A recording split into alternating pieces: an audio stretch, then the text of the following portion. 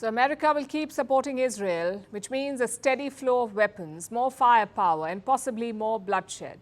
Israel too is boosting its firepower. It is deploying new and modern weapons. Let me show you a sample.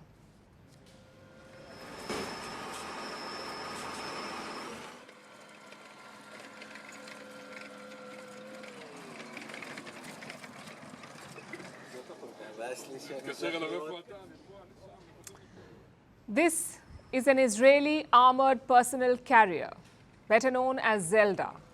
This video is old, but here's what's new. This weapon has been spotted near Rafah. And what makes it unique is the fact that it is unmanned. It works just like a self-driving car. You do not need a soldier to drive this carrier. Looks like Gaza is not just a battleground for Israel, it's also a place for them to experiment, to try out new and more sophisticated weapons. I'll show you another example. A smart gun system called Arbel. It's high-tech. This system is mounted on existing guns. It comes with an electronic trigger and sensors. And what does it do? It improves a soldier's shooting accuracy. It can track a target's movement. So once a target is locked and the soldier fires the first shot, this system takes over. It can then release multiple bullets at once with better precision. So with this system, you have a better chance of taking out the target. Now ask any soldier and they will tell you that a moving target is the most difficult to hit. It can evade bullets. So they end up firing multiple times. Also, there are other factors like fatigue. If a soldier is too tired, it can affect their ability to shoot. It can affect their accuracy. Now, with this system, they can be more accurate.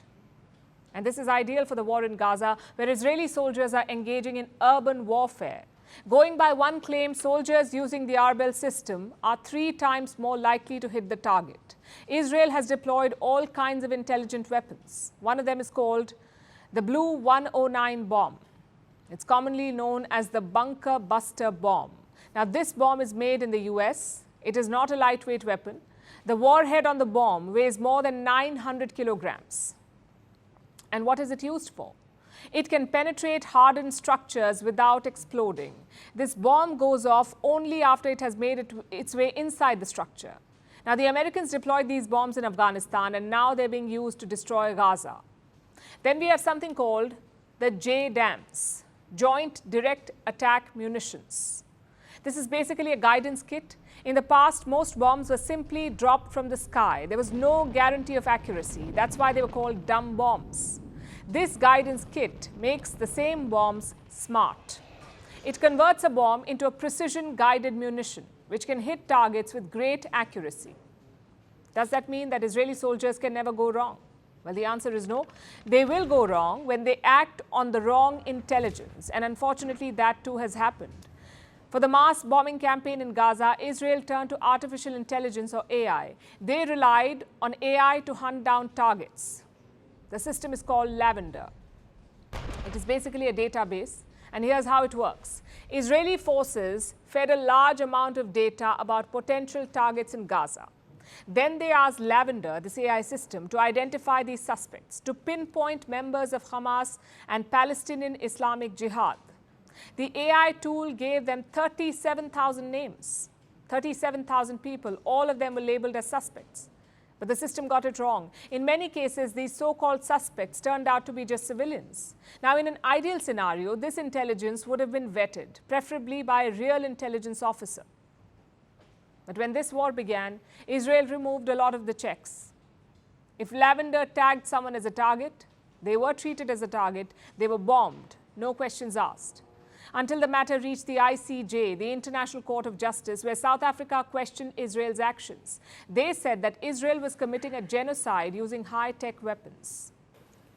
It pretends that the civilians it ruthlessly kills through its 2,000-pound bombs, through its targeted airstrikes, through its artificial intelligence systems, through its executions, are human shields.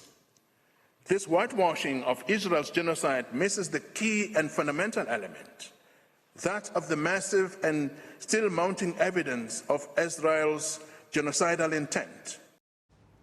Last week, the ICJ ruled in South Africa's favor. The court did not declare Israel's war a genocide, but it asked Israel to stop the offensive in Rafah. Now, so far, Israel has refused to pay heed. And from the looks of it, the war will continue with deadlier weapons. South Africa's May 29th elections. It was the start of change in the country. We are on the verge of history. I am standing here at the forefront of change where voices echo the call for action. The nation grapples with an unemployment crisis. As South Africans prepare to cast their votes, the question looms, will the winds of change usher in a new era, or will the legacy of the past maintain its grip on the future?